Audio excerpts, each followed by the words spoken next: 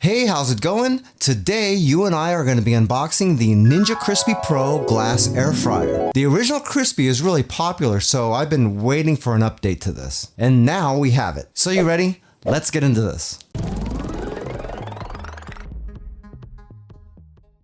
This is the Ninja Crispi PRO air fryer. Right here you can see two pictures of the air fryer in action, and right off the bat there are some differences from the original machine. That original machine, you just had a pod that you set down onto the top, and this one has got some kind of integrated stand, it looks like.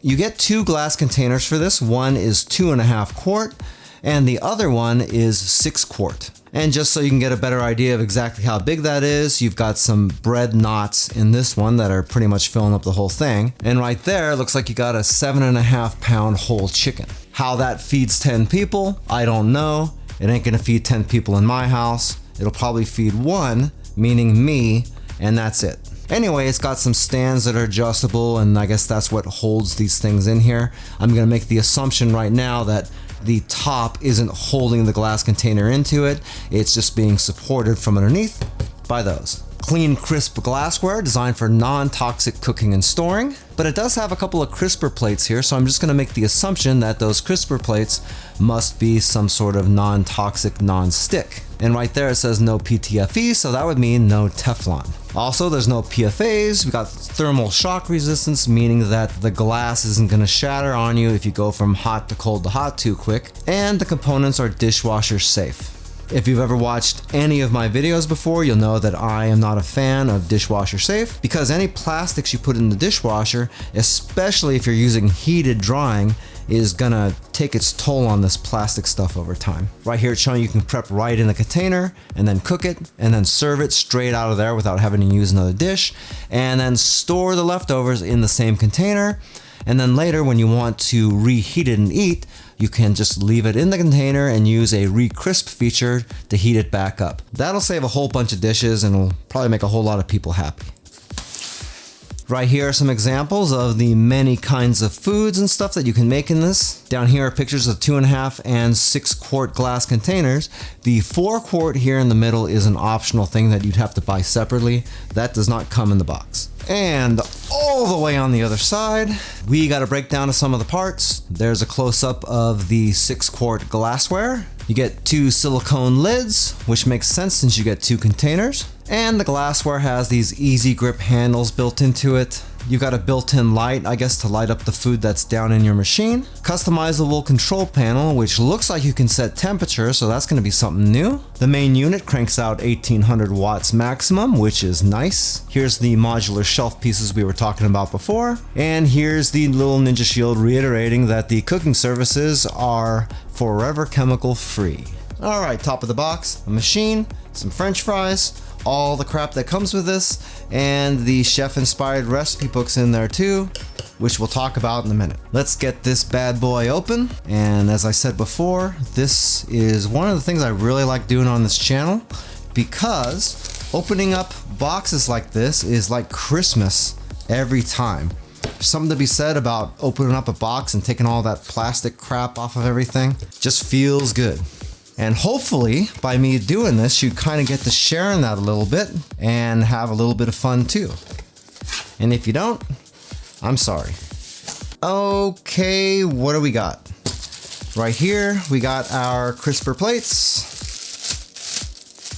2 of those, definitely non-stick material. Not sure what these are made out of just yet. We'll see if it's in the manual though. Most likely they're probably ceramic non-stick. Looks like we got some silicone nubs on the corners here. Those have dual purpose. Number 1, so you don't scratch up the glass containers, and number 2, once these get down far enough, those will make contact and the friction will keep this thing from moving around. Okay, other than that, these things are identical to one another. Right here, looks like this is the adjustable shelf. It's very heavy. I mean, this thing is way heavier than I thought it would be. Yeah, it looks like it's got a little hook right here that will hook into something, and then just the weight of it is gonna keep it from coming off of there. Pretty hefty. This is all metal back in here, as is this entire surface. In fact, we're gonna take this thing off of here so you can see this a little bit better. All stainless steel on top.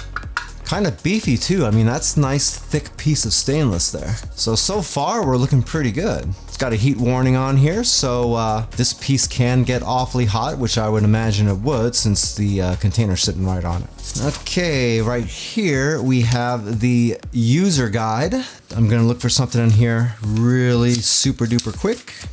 3 days later.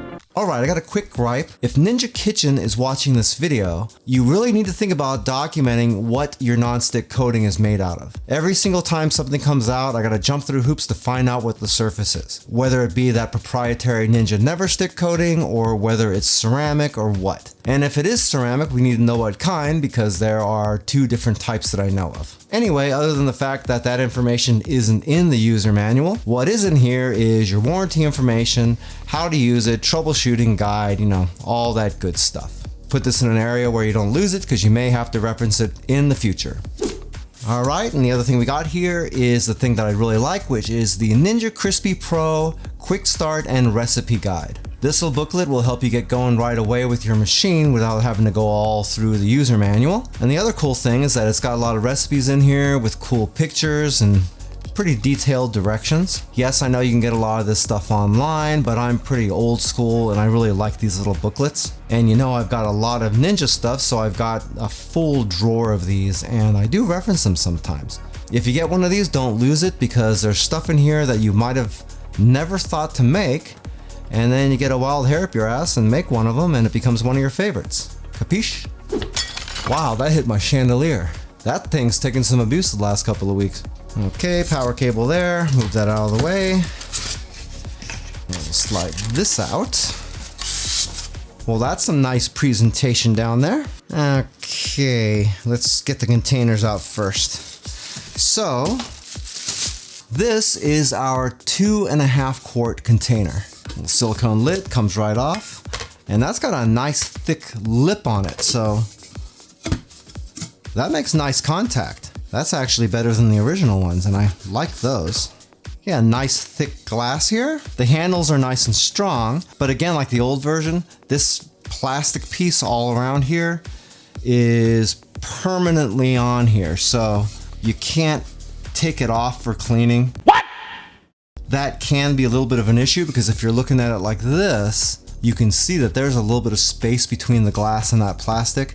You could get food particles in there and it'll kind of get stuck. So you're gonna need some thin brushes and stuff if anything gets in there to get that cleaned out. Also remember, like I said before, these are dishwasher safe, but I don't like putting anything with plastic on it in the dishwasher. That's totally up to you whether you do that or not, but I will pass on that. Okay, second container, which is pretty huge, actually. Okay, more of the same. Same lid, obviously. And that's big. I mean, you can see really how big that is. Yeah, that big chicken will fit in here. You might actually be able to fit even a larger one in here if you wanted to. Same design on the bottom plastic piece, except obviously there's a lot more space between the top of that and the top of the glass. And other than that, it is same. And the only other part we have is the whole cooking thing, and this is all kind of a weird wonky shape. Okay, well that looks kind of like a spaceship or a lamp. So maybe that's Ninja's new thing where they make everything look like either a lava lamp or something from the 1970s, but that's kind of what this looks like. So let's get this off of the base so you can see it. These things come in a lot of different colors. This is the bone color. And I got the bone color because it's called bone. No other reason. Yep, it's a spaceship. Okay, we got some other little pieces of tape to take off right here. Come to think of it, you know, I'm glad I got this bone color because I really like it. Looks really modern-like, even though I just got done making fun of the thing. Looks like the machine even comes with a free frisbee. And that was just in there to protect the air fry surface. Don't know how well you can see this, but this part up top does retract a little bit. That's where the air fry unit is. So probably that comes up and clicks into the top of the glass to seal it really good. So that's nice. All right, so we don't got a ton of pieces to deal with, so this will be pretty easy. Remember the stainless steel shelf here? Well, if we're gonna use the large container, this would just sit right down there and the thing would sit right on top of it. But if we're gonna use the smaller containers, we have two different notches back here. The top notch is gonna be for the 2.5 quart, and the bottom notch is gonna be for the 4 quart that's not included. So if I wanted to use, we'll just say the 2.5 quart, I put that up right there, and this thing would end up going right up on here like that. See how that clicked in? Reading online about people thinking that this thing was super unstable, and I really don't know what those people were talking about.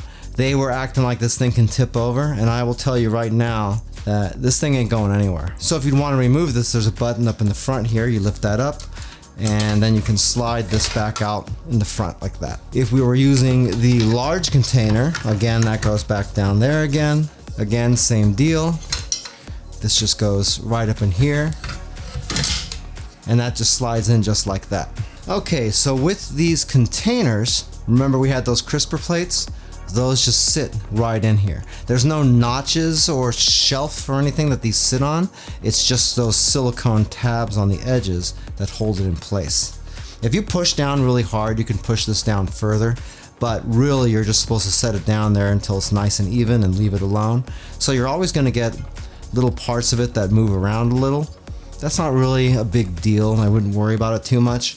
The reason it doesn't go down all the way is because it creates a little bit of gap in the bottom for the air fryer to circulate the air properly. And it also gives you a little space for all of the moisture to run out and sit down on the bottom and not sit on the bottom of all your food and make it super gross. With the large container, same deal. That goes in there like that. And it works the exact same way. Looks like I might have lied to you a little bit before. This does just kind of slide out and slide back in on its own. You don't have to really push up on this at all. You just kind of pull on it and it does release it. So that's actually better. Anyway, looking around this machine, obviously you got your container, you've got your air fry unit in the top that's pointing down.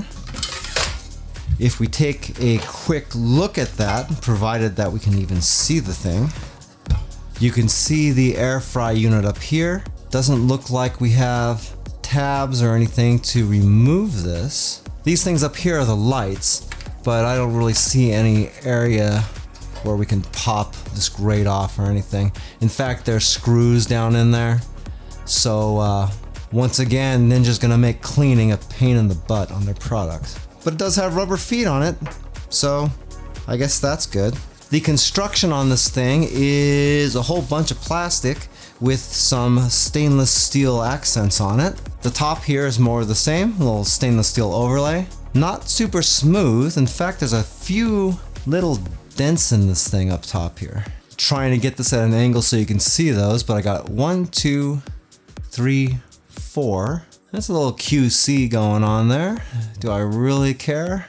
Not really, I guess, but I don't know. That's kind of annoying. That's the second product in a row that I've gotten from Ninja that's not pristine coming out of the box. So weird. That's weird. Okay, we got the control panel we'll go over in just a minute. The base on this is really heavy, so there's got to be some kind of metal in there, otherwise it wouldn't be. The back part here is a good solid piece of stainless steel right here. That's good because it gives this thing a little bit more rigidity. And it looks like back here they have taken care of a problem they had with the original Ninja Crispi. The original Ninja Crispi had your control unit up top here, and then you had the power cable coming out of the back of it, and then the vent was right below it. So if you had your power cable coming down like this, that hot air would blow straight on this and it became a melt risk. So this is nowhere near that. And then you got a little cover here for something. Wouldn't that be funny if this thing was designed differently originally and the power cable was coming out of this right over the top of this vent, that would have made me laugh my ass off, actually. Power cable is about 2.5 feet, which is pretty standard. Not super long, but long enough, that's for sure. All right, slide this back in here once again. And this machine is actually pretty compact. As far as height goes, we've got a 12.25 inch height on it, so that's pretty good. 10.75 inch in width, 11.5 inches deep, but keep in mind you do need a little extra space back there because the power cable comes out of the back also. All right, let's take a look at some of these controls. We got our power button on the left. Hello. The first button is for temperature. If I click that, this will start blinking, and lo and behold, I can change the temperature. Shocking. Next button over here is time, and that'll let you control the time. That's set to 20 minutes. Looks like this goes all the way up to 59 minutes. So if you want to cook longer than 59 minutes, you're gonna have to break that down into a couple of different sessions, but I can't see what you're gonna cook in this thing for that long. Unless it's that whole chicken, maybe. The last button is the light, and you can see it turning the light in this thing on and off. There's 3 different levels. There's low, high, and off. Kind of a nice little feature. In fact, we're gonna be trying that here in a little bit. The dial changes the function. This is really super light here, so I don't know if you're gonna be able to see this, but right now it's on air fry. Then we have max crisp, which is basically super duper air fry. Re-crisp, which is a reheat. Roast, which is roasting, obviously. Down here you got baking and proofing, so that's something new. And the last setting is dehydrate. So this machine's got some extra features. I kind of like that it's got the dehydrator on it. That's pretty cool. Not sure exactly how useful that's gonna be, seeing as how everything's gotta be on one level, so you might not be able to dehydrate much stuff, but that will be something that we'll have to test out in the future. Now we're gonna do a quick sound check on this thing just to see how loud the air fryer gets on it. It's the only function I really need to test because air frying is almost always the loudest thing. So we will just leave it at 390. I'll leave the time at default, and I will just start it up by probably pressing this. Yep. All right, that air fryer is on. It's maybe a little bit on the loud side, but it's not annoyingly loud. And just so you can see back by the vents, looks like it might have hit 74 decibels at the high end. Pretty neat looking machine. In fact, it's a lot different looking than the original Crispi. And for me, that's something I really like because it does mean that they're trying to do different things over there. The last couple of products I looked at, I was a little bit underwhelmed with the innovation end, but so far, this is looking kind of cool. All right, we're gonna run a quick test on this machine to see if it works at all. So for that, we're just gonna make some teriyaki chicken wings, partially because they're popular and partially because they're super easy to make. Honestly, I'm leaning more towards the super easy to make part. I'm also prepping it completely in this bowl, just like they were saying on the box, to save on dirty dishes. We're not doing anything really crazy, just a little salt, pepper, and some P.F. Chang's teriyaki sauce. Normally, you're gonna wanna marinate this for a little while, but we're just testing the air fryer to see if it works. So we're not gonna do the marinating part. We're just gonna mix this all up and go. All right, that looks like it should be enough. So what I'm gonna do is set this to air fry for about 40 minutes, and then I'm gonna stop it every once in a while to stir these around to make sure they're cooking evenly. And then once that gets done, we'll be able to take a peek at this and see what our results look like. And I'm gonna scrape all the edges here clean too, just to make it easier for you to see, since I'm gonna time lapse this for you as well. So we're gonna slide these chicken wings into the machine. We're gonna leave it on the default settings. I think 390 is good to air fry these. And I'm gonna set the time for 40 minutes like I was talking about before. And we'll start up. Hey, by the way, if this is your first time here and you want to learn some cool new recipes, get some great cooking tips and tricks and all sorts of other kitchen related things, then start now by subscribing to the channel and clicking the notification bell so you never miss a thing. Alright, that's done. Let's get this out of here. And we're gonna mix in a little bit more teriyaki here. Now I'll tell you what, these look pretty darn good. See how it tastes. Yep, that's pretty darn good. Yeah, they're cooked really nicely. It looks a little bit on the dark side, but remember, this is teriyaki sauce on here, so it does come out pretty dark on the camera. Now, I'm probably gonna eat every one of these right now.